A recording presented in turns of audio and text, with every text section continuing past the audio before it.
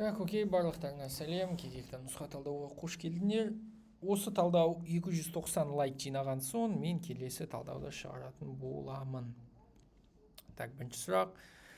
The right conjunction of contrast. Қарама-қайшылықты білдіретін conjunction табу керек. Жалпы бізде conjunctionдардың тізімі бар. Оны міндетті түрде білу керек. Ол нақты тізім, оны жаттап алсаңдар болады. Менің кітабымда бар. Немесе екінші деңгейде мен көрсетемін. Осы жауаптың барлығынан whatever, where is, whether, wherever, әрине ол бізде where is деген болып табылады. Ол бізде қарама-қайшылықты білдіретін conjunctionға жатады. Келесі, to take care of. To take care of ол біреуді бағу, біреуді күту, ауырып қалғанда күту деген сияқты.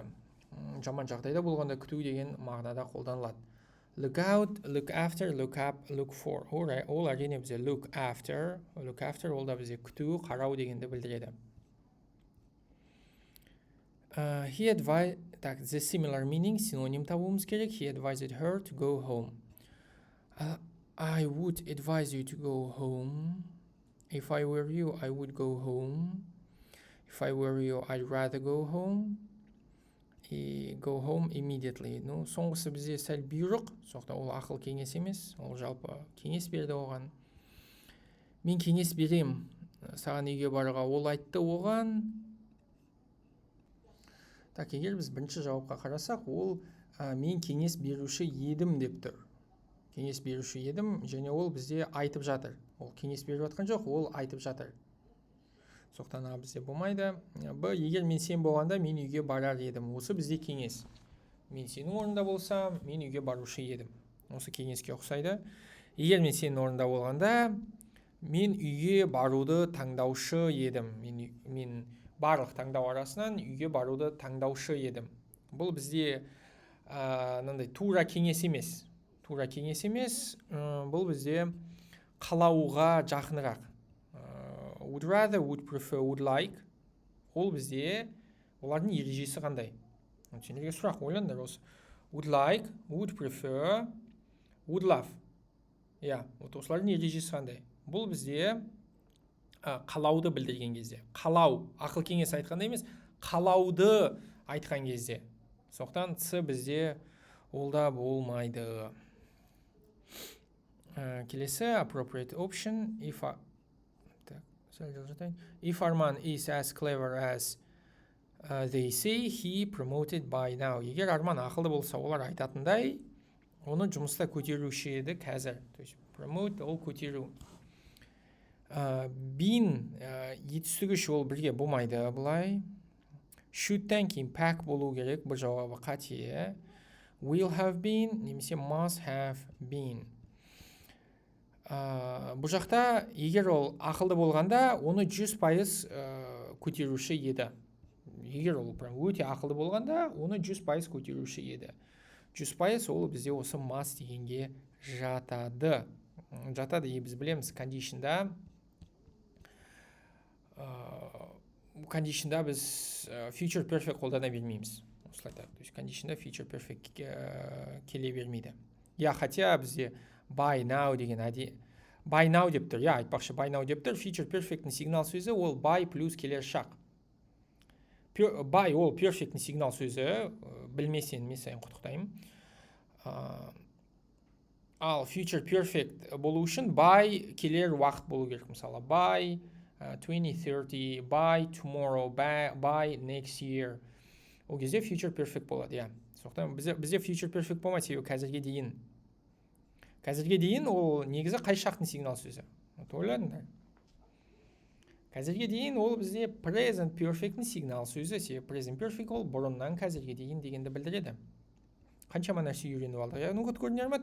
Сендер отырасыңдар, ой, мен ережем бәрін білем, ой, менде деңгей B1, мен B2, ой, мен курстарға қатысқам, мынаның барлығын бәрібір білмейсің. Мен айтып отырмын, есіме түсті, апай ондай бір нәрсе айтты, Тесттің үстінде, сен өз-өзіңмен отырған кезде, сенің есіңе түсе ма? Сенің есіңе түсе ма?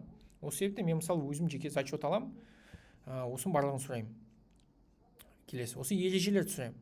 Осы қарапайым ережелерді сұраймын. Келесі, I was listening to music while I to work. While болса, ол бізде past continuous дегенді біледі. То есть while'дан кейін past continuous болуға міндетті біреу. Соқта ол бізде міне C жауабы. Келесі, when Alwa phoned, Alwa хабарласқан кезде мен ұйықтап жаттым. Ол да бізде past continuous, міне А жауабы бізде болады. Мына тест андай ол. Бірінші 5 сұрағы өлім, ары қарай жеңіл. The children at the party and their mother got very angry. Балалар, мамалар ашуланды дейді, өйткені балалар жаман бұзық болды. Балалар бұзық болды. Unnoticed байқалмаған, unlocked босанған, misbehaved осы бұзық дегенді білдіреді. Misunderstood қате түсініп қалған жоқ. Misbehaved бұзық болды. Соқтан әке-шешесі ашулы болды. Келесі. The suitable form of passive, Бекзат had finished his project. The project recently finished by Бекзат. Бекзат жақында аяқтады өзінің жобасын. Бізге пассивке айналдыру керек. Ол үшін асықпаңдар. Арттарынан ешқандай шайтанның иттері қуалап атқан жоқ. Сен ораза ұстамағаның үшін. Асықпа. Бірінші шақты анықтаймыз. Шақ бізде міне past perfect. Past perfect не пассив керек. Past perfect пассив ол бізде had been етістігіш. Had been етістігіш. Қайда асығып атсың? Астафиралла дейді. Осыны таңдаймыз, ол міне бізде had been бір жауабы болады. Вот міне шатастырып дымен кетеді. Сөйтіп айтады, ағай мен бәрін білем, неге 20 балл. Келесі сұрақ. The correct sentence in passive voice. Диас will take photos by Диас. Қайттан пассив. Шақ анықтаймыз. Future simple. Passive voice. Future simple плюс passive voice. Варианттарға асықпаңдар. Варианттар туралы ұмытыңдар. Егер сендер варианттарға қарасаңдар, бұл төмен балл алатын оқушылардың тірлігі. Сен төмен балл аласың, өйткені сен варианттарға қарайсың. Сен аз сабақ оқығандықтан, сен аз сабақ оқисың, өйткені сен әлі TOEFL тапсырмадың, сен аз сабақ оқисың өйткені. Аз сабақ оқығандықтан, сенің миың таныс вариант іздейді. Дұрыс емес, сен бұрында бір өткен варианттарды іздейді. Егер сен тақырыпты өтпесең, сен таныс варианттарды белгілей бермейсің ғой енді. Сондықтан асықпа. Future simple плюс passive voice ол бізде болады will be плюс етістігіш.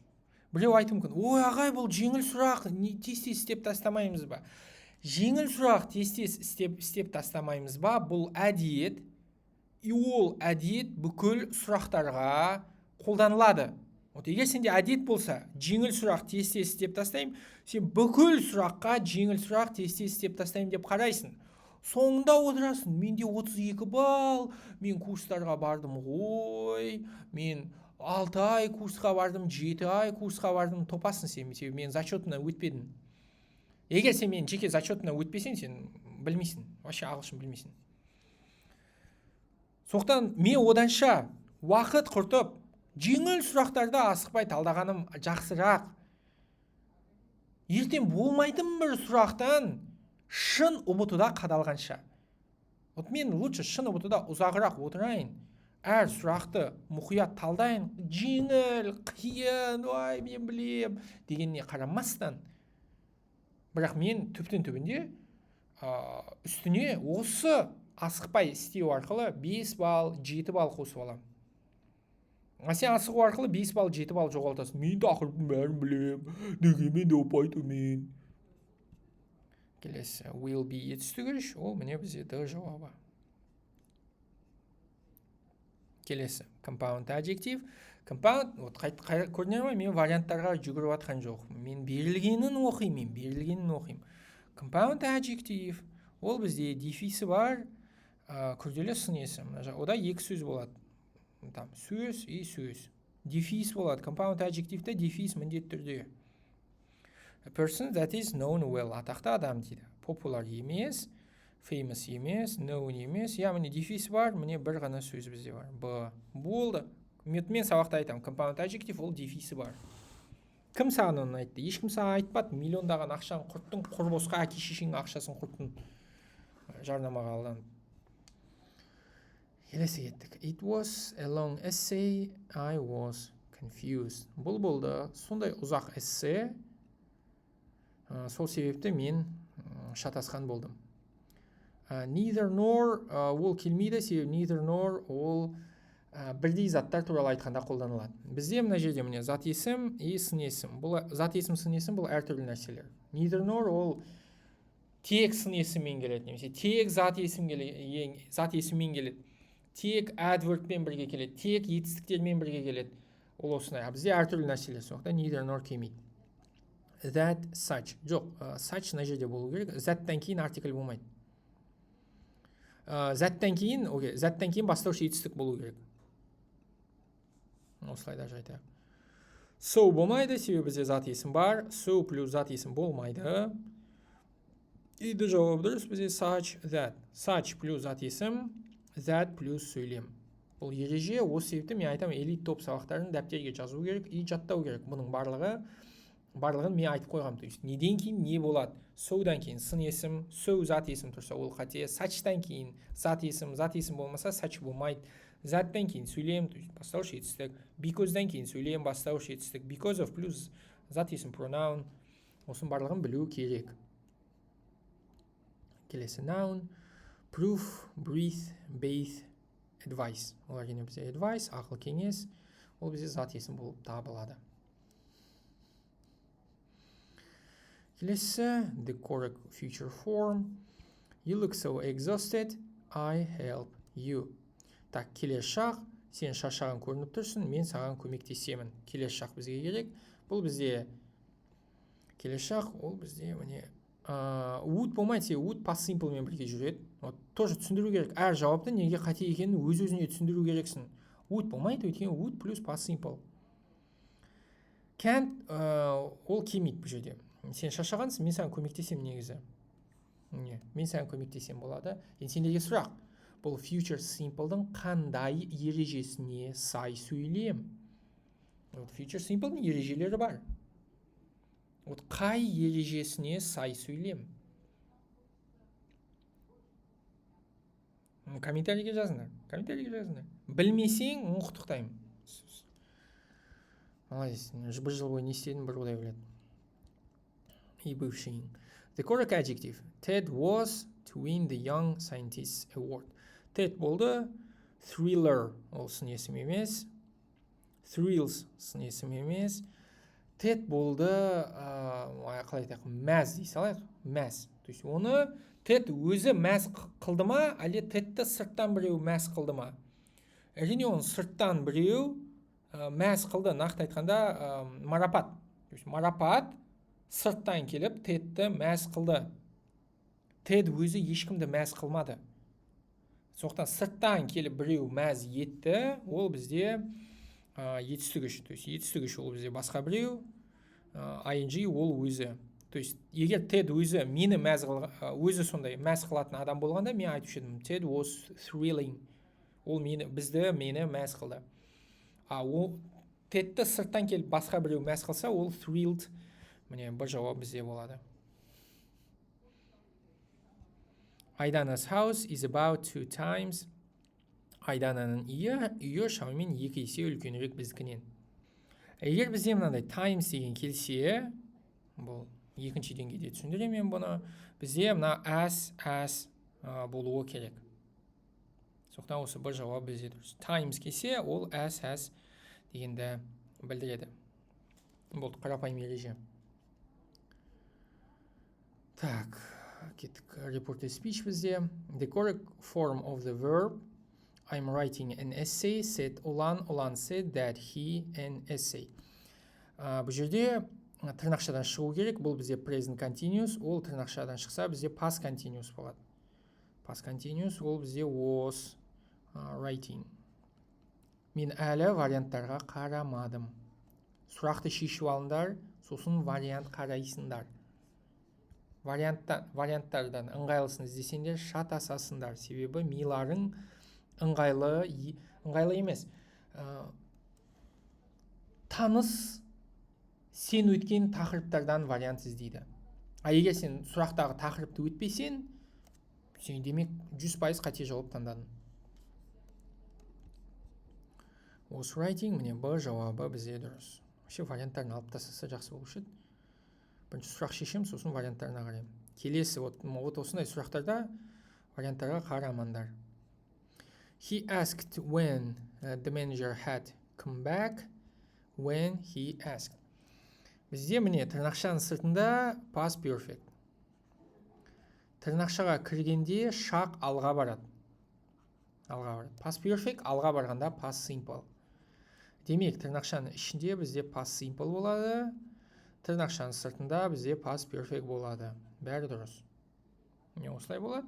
Тырнақшаның ішінде past simple.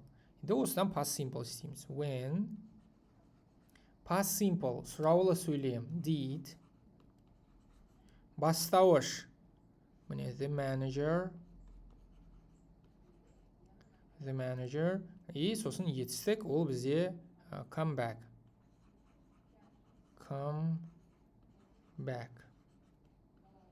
Вот, міне осылай болу керек. Мен әлі варианттарына қарамадым. Осыны іздейміз. Мына жақта O болу керек. Мынау болмайды бізде. Мынау да болмайды бізде. Міне D жауабы бізде дұрыс. Did-тен кейін пәк болады. Осыны біліп жүрінде did плюс пәк етістік. Вот міне, сендер көрмей қапты. Міне, when did the manager come back? Келесі сұрақ. I took 2 books with me on holiday, but I didn't read of them. Мен 2 кітап алдым дейді, демалысқа, бірақ ешқайсысын оқымадым. Енді мұқият қараңдар, бұл жерде екеу туралы айтқан кезде, бізде екеу туралы біз қолданамыз мына 3 сөзді, both, either, neither. Осы үшеуін қолданамыз. None, each, 2 зат туралы айтқанда қолданылмайды. Сөйлем болымсыз, neither болымсыз, 2 болымсыз ағылшын тілінде болмайды. С жауабы қате. Соқтан бізде А жауабы ғана қалады. I didn't read either of them. Так, 5-minute walk to the exhibition center. Мына сұрақты мен тегін сабақта түсіндірдім. Егер сен таба алмасаң, мен құттықтаймын. Тегін сабақты қарамадың, білім керек емес, сабақ грант керек емес. Тегін сабақта бар бұл. Мынандай, қашықтық туралы айтқан кезде бізде it's болады. Суретімен осы тегін сабақта бар. I'm happy, бұл жерде мынандай ереже, happy деген бізде сын есімнен кейін бізде инфинитив болады. To pack. Ол бізде міне C жауабы, to be болды. Сын есім осындай қарапайым. Suitable option of passive. Пассив табу керек бізге. Many strange lights have been seen in the desert. Асықпаңдар, бірінші шақты түсініп алайық. Қандай шақ екенін түсінейік. Бұл жақта бізде міне present perfect. И бізге пассив керек. Бізге осыған синоним табу керек қоя. A group of tourists have been watching. Present perfect continuous бол. А жауабы қате. Now past perfect. Б жауабы қате. Students have never seen any strange lights in the desert. Жоқ, оларды көрді. Міне, have been seen. Жарықты көрді. Шөл далада жарықты көрді. Мына жақта ешқашан көрмеді дейді. С жауабы қате. Жергілікті адамдар көрді өте көп біртүрлі жарықты шөл далада. Осы да жауап бізде келеді. Келесі, I want to be able to create mobile applications, but I can't. Мен ұялы қосымшаларды жасағым келеді, бірақ қолымнан келмейді. Егер қолымнан келсе ғой. Егер қазір, себебі мынау can't, ол қазір. сондықтан мына жерде past simple болады. Past simple ол міне а жауабы. А жауабы I wish I could. Сендерге сұрақ, I wish I could ережесі қандай? Қараңдар, көрсем. I wish I could ол басталады to express деп. Жазбаңдар бұны комментарийге, конкуренция көбейтіп керек емес. Оқымайтындар өздері тауып алсын. Удалить етемін. Егер жазатын болсаңдар, қара тізімге кіргіземін, удалить етемін. Қара тізімге кіргіземін. Ойлаңдар. I wish I could ережесі to express не?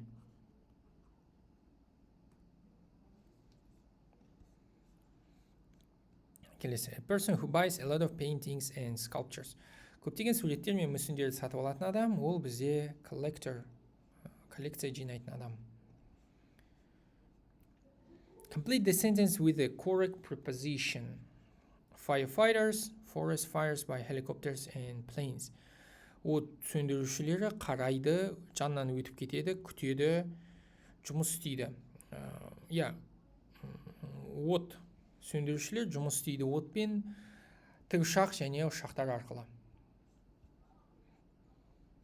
Так, и осылар тоже жаттау керек. Етістік pronoun, мынның бәрі етістік pronounдар, аудармасымен бәрін жаттау керек. Сын есім pronoun, аудармасымен бәрін жаттау керек. И зат есім pronoun, онда аудармасымен жаттау керек. I've started drinking tea recently. Мен жақында шай іше бастадым. Мен ешқашанда ұнатпадым оны алдында. I am used to болу керек. I never got used to. I used to ing болады бұл жерде. Get used to плюс ing керек. И д жауабы дұрыс. Used to pack. Used to pack. Ол міне бізде used to pack. Like бізде pack. Осылай қарапайым. Так, келесі бізде мәтін. Скринда асықпай қарап алсаңдар болады. Так, едік жалғастырайық мәтінді.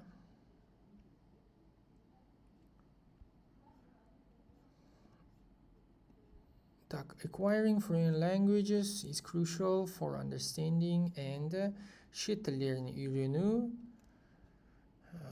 маңызды түсінуге және так, бұл бізде мәтіннің басында жауап бар.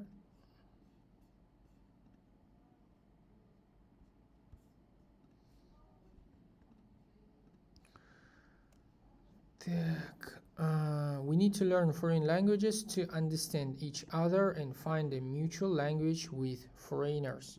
Міне осы understand and find a mutual language. All of it for understanding and establishing connections with the natives. По идее, TOEFL тапсырғандар олар қарамайды ғой бұны. Бұл parallel structure деп аталады. Келесі. Mastering foreign languages enables people to access to шет тілдерін жоғары деңгейде үйрену мүмкіндік береді адамдарға. Не үшін мүмкіндік береді? Так, бұл жауап бізде. One more reason is the ability to open your horizon, read news from original resources, and be aware of the current events in the world. The world? Осы жерде жауап.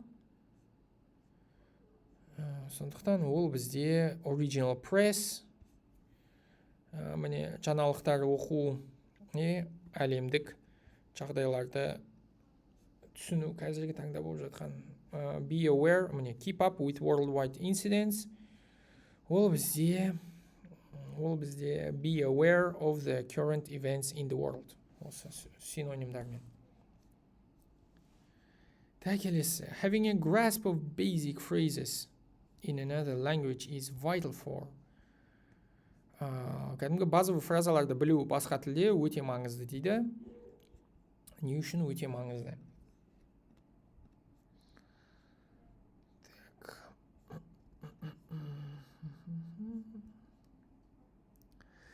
Міне екінші параграф. It's impossible to imagine traveling without speaking with citizens of other countries. As a result, to feel comfortable abroad, one needs to know how to say at least basic expressions. Міне basic expressions. Міне осы жауап осы жерде.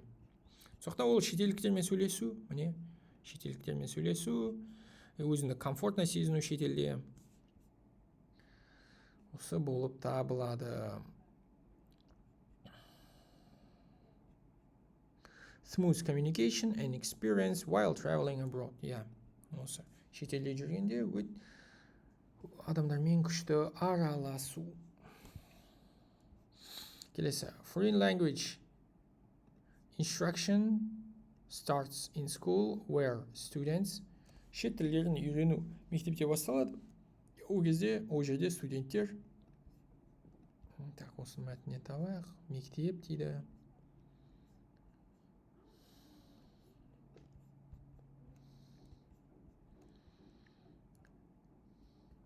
At schools, those who decide to choose foreign language as their future profession enter linguistic universities and can study other languages there.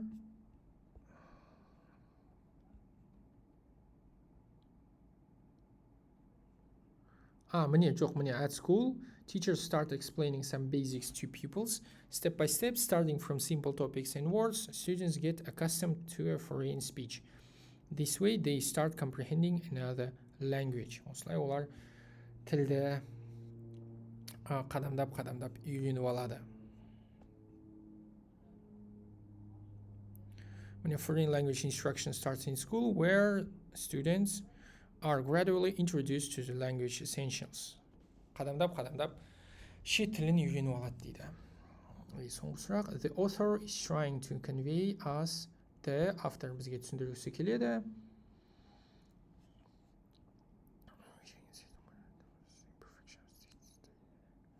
Жоқ, imperfections туралы әңгіме жоқ. Fundamental problems туралы әңгіме жоқ.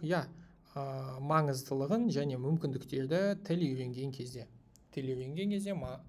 Қандай маңызды, қалай ол маңызды және қандай мүмкіндіктер ашатыны туралы түсіндіргісі келіп жатыр автор. Келесі бізде сұрақ. Осыны түсіндірер алдын, давайте біз теорияны мен айтып кетейін. Forgot. Екі сөйлем жазайын. I forgot to send an email. I forgot sending an email. Мысалы бізде осына екі сөйлем. Екеуі нені білдіреді? To, ол бізде істемедім дегенді білдіреді. Істемедім, мен ұмыттым жіберуді. Екіншісінде, ал екіншісінде ол істегенімді ұмыттым.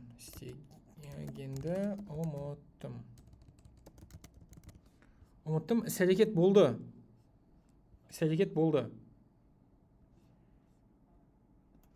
Істедім, істегенімді ұмыттым,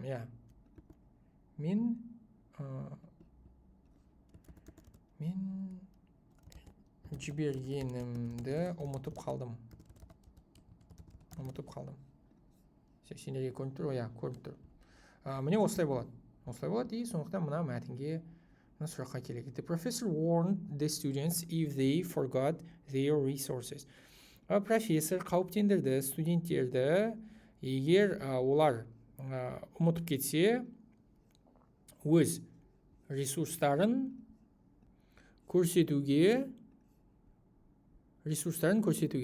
Олар кездеседі проблемалармен соңғы емтиханда. То есть ресурс деген ақпарат көзі, ақпарат көзін олар көрсету керек дейді. Ақпарат көзін көрсету керек, и олар оны мүлдем істемесе, то есть мүлдем көрсетпесе, міне істемедім, мүлдем істемесе, ол бізде міне to infinitive болады. To infinitive. Сондықтан бұл жерде point out немесе reference. Бұл жерде point out немесе reference, бізге reference жақсырақ келеді, себебі ол бізде ақпарат көздерін көрсету дегенді білдіреді. Ақпарат көздерін көрсету. Осы үш болады бізде. И Эльнара forgot. her previous experience during the interview which might have been crucial in getting a job. То есть Эльнара ұмытып кетті айтуға өзінің алдыңғы тәжірибесін. Ол істеп қойғанын ұмытып кетті. Сол сұхбатта айту керек еді бұрында істегенін. Ол істегені туралы ұмытып кеткен. Сондықтан бұл жақта бізде ing жақсырақ келеді. ing жақсырақ келеді. Бұл жерде бізде ing болады. ing болады. Mentioning, containing, айтып кетуді ол осы екі. То есть Эльнара ұмытып кетті, айтып кетуге өзінің алдыңғы тәжірибесін. Сондықтан бізде mention деген айтып кету дегенді білдіреді. Contain келмейді бұл жерде. Бұл жерде келмейді, мынау да келмейді. Міне А бізде 3, Б бізде 2. Осылай болады. Келесі match question words дейді. Is your friend, who is your mom's birthday? Так, мынау бізде when болады, енді түсінікті ол. Бұл бізде when. Which is your friend деп айтпайды. Олай айтпайды. How old is your friend? Бұл жақсы келеді. 4, мынау 2. How old is your friend? It said that так. Бізде мына жақта 4 түрлі сөйлем. Personal passive, impersonal active, impersonal passive, personal active. Impersonal ол бізде eat, there. Егер бізде eat, there болса, ол impersonal. Біріншісі бізде impersonal и passive. Impersonal, passive. Personal, passive ол міне 3. Мынау бізде personal және passive. Personal, passive. Personal, passive ол бізде 1. Міне 1 болып табылады, мынау 3 болып табылады. Impersonal ол тек қана eat there. Eat there осы екеуі ғана. Келесі, match the correct corresponding sentences. He doesn't live on... Так, бұл жерде уже аудару керек бізге. Так, А жауабын аударайық.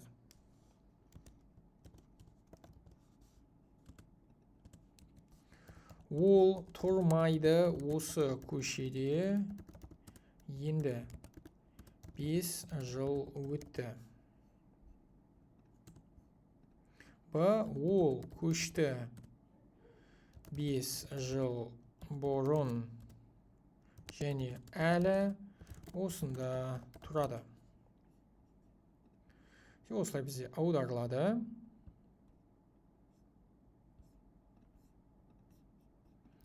Сәл дұрыстап жүрейін. Көрінетіне кеттік. Так, ол тұрып келе жатыр осы көшеде 5 жыл бойы. Ол тұрады осы көшеде 5 жыл бойы. Но for и present simple бірге болмайды. Ол тұрмады осы көшеде бұдан алдын. Бұл бізде келмейді, себебі бізде past perfect жоқ бұл жерде. Бізде міне present simple, past simple, past perfect келмейді бұл жерде. Себебі оның көшеге дейін не істегені белгісіз. То есть past perfect ол алдында болғаны. Ол көшкенге дейін не болғаны белгісіз. Сондықтан past perfect бізде мүлдем келмейді. Келесі, ол тұрды осы көшеде 5 жыл бұрын. Так, кеттік. Ол тұрмайды осы көшеде 5 жыл өтті. Ол бізде 4 міне. 4. Ол тұрмайды, ол тұрды 5 жыл бұрын. 5 жыл бұрын ол тұрды. Қазір ол тұрмайды. Ол көшті 5 жыл бұрын және әлі тұрып жатыр. То есть бұрыннан қазірге дейін ол present perfect. Міне, ол тұрып жатыр осы көшеде 5 жыл бойы. 5 жыл бұрын көшті и әлі тұрып жатыр. Ол бізде present perfect. 4-пен 1. Асықпай аударып алды, негізі мына 4 вариантты да аударған жақсы болушы еді. Келесі. Мақтанып алайын. Сенің курсыңда саған мынаны түсіндірмеді. Having жетістігіш дегенде түсіндірмеді. Не екен? Міне having жетістігіш. Қазір өкінішке орай тегін мен сені түсіндірем. Сен болсаң, сен оңбағансың, жарнамаға алданған. Бейбіт had been revising for exams for 4 hours. He decided to take a break. Так, А жауабын аударайық. Бейбіт дайындалып жатты емтиханға 5 сағат бойы.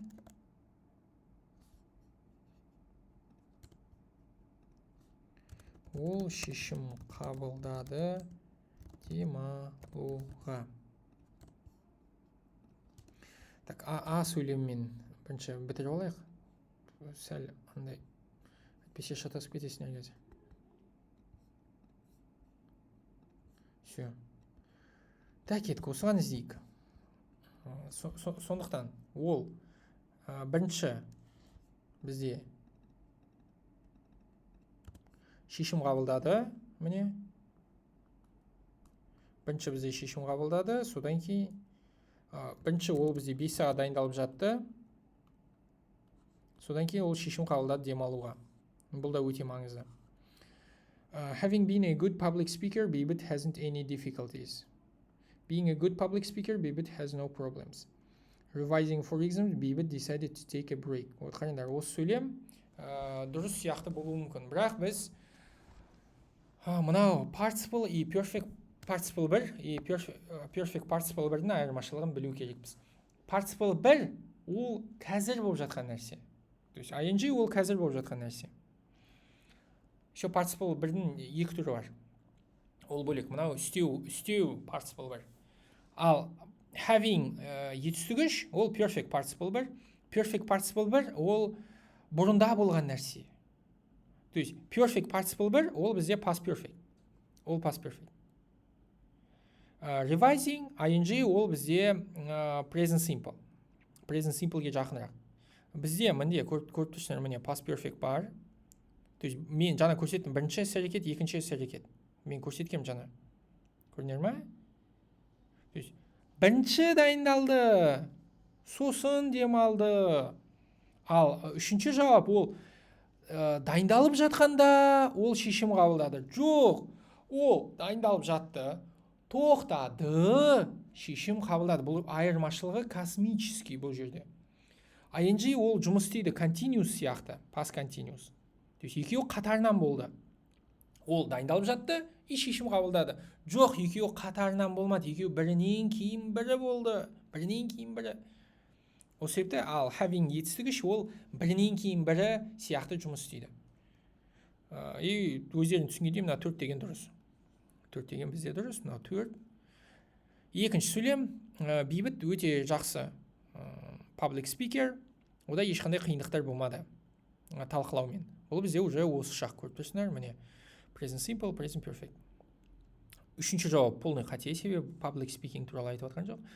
Having been a good public speaker, Бейбіт hasn't any difficulties. Вот мынау жауап уже көріп тұрсыңдар. Бұл бізде қате. Бұл бізде қате, себебі бірінші ол болды жақсы public speaker, содан кейін ода проблема болмады. Жоқ, ол и жақсы speaker, и проблема да болмады. Екеуі қатарынан болды. Екеуі қатарынан болса, ол міне бізде жай ғана ing болады, жай ғана participle 1 болады. Бұл 2, я. Жауабы 2. То есть having етістігіш ол бірінен кейін бірі. Бірінші үйге бардым, сосын мектепке бардым, сосын қонаққа бардым, бірінен кейін бірі. ing ол қатарынан. Сабақ оқып жаттым, подкаст тыңдап жаттым, ютубтан сабақ қарап жаттым, тикток қарап жаттым, подружкамен сөйлеп жаттым. Қатарынан болып жатқан нәрселер олар ing. Бірінен кейін бірі болып жатқан нәрселер олар бізде having етістік 3.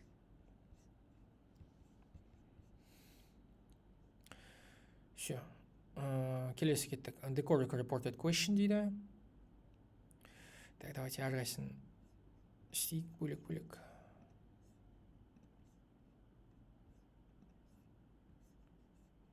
Так, қазір I'm sorry. Дұрыс алыңызшы. Сенеге көрінетіндей. Нормально. My friend asked me if I had tried Chinese cuisine. Бұл бізде міне reported question. Ask if reported general question. Mom asked to buy some cheese milk. Бұл бізде reported question емес. Бұл бізде бұйрық сияқты. Teacher asked me when I would hand my work. Міне сұрады и reported special question. Дұрыс. She asked me if I can repair her motorcycle. Бұл жерде баланс заңына келмейді. Past simple, present simple екеуі бірге болмайды. Жанат asked whether the jokes are funny every time. Қайтадан. Past simple, present simple екеуі бірге келмейді. He asked us if those bags over there were ours. Yeah, past simple. Міне сұрады, if ол бізде reported general question болып табылады. Келесі бізде мынау. Короче, паузаға қойып қарап алсаңдар болады, оқып алыңдар. 1, 2, 3, 1, 2, 3. Кеттік. Бізге correct statement табу керек. Дұрыс нәрселер. Lina would like to take Natasha's notes. Yeah, ол дұрыс. Лина алғысы келеді Наташаның конспектін. Mom would like Natasha to borrow Lina's history homework. Жоқ, Лина Наташаныкін алғысы келеді. Лина бізде Наташаныкін алғысы келеді. Болмайды. Стефан күтеді және қарайды келесі киноны, егер Питер кеш келсе. Я, дұрыс. Стефан айтты, давай келесін қарай берейік. Peter should write down what film. Жоқ, кино ешкім сұрамады одан. Қандай кино деп сұрамады. Қашан келесің деп сұрады. Stefan would like Peter to let him inform if he's delayed. Я, Стефан айтты Питерге кешіксен айт дейді. Lina wants to know if Natasha had done her homework. Жоқ, үй жұмысы туралы емес, әңгіме конспект туралы. Suitable form of the verb. This is the first time. First time ол бізде present perfect. Міне А жауабы и B жауабы. А және B болады. Мынау келмейді. Аудармасы бойынша келмейді. Е жауабы. А, Б. Comparative form of clever. Clever бізде екі буынды сын есім. Екі буынды сын есімдерде екі түрлі comparative, екі түрлі superlative болады. Comparative бізге керек. Ол бізде cleverer және more clever. Осы екеуі бізде дұрыс. EF. Екі буынды сын есімдерде екі салыстырмалы күшейтпелі болады. This is a hat I bought in Thailand last year. Түсінікті who, why деген болмайды ола. Очевидно. Так, бұл бас киім деген зат. Зат, сондықтан which және that деген жауаптар дұрыс. Which және that. Все окей, күшті талдау. Ма 42 минут талдадық. Сендер базы жоқ. Лайк қарсысына сендер ма. Так, тағы нұсқалар бар. Тағы екі нұсқа бар. Сондықтан лайк қоямыз. Мен ол екі нұсқанда міндетті түрде талдайтын боламын. 290 лайк. Все, барлықтарына рахмет. Сау болыңдар.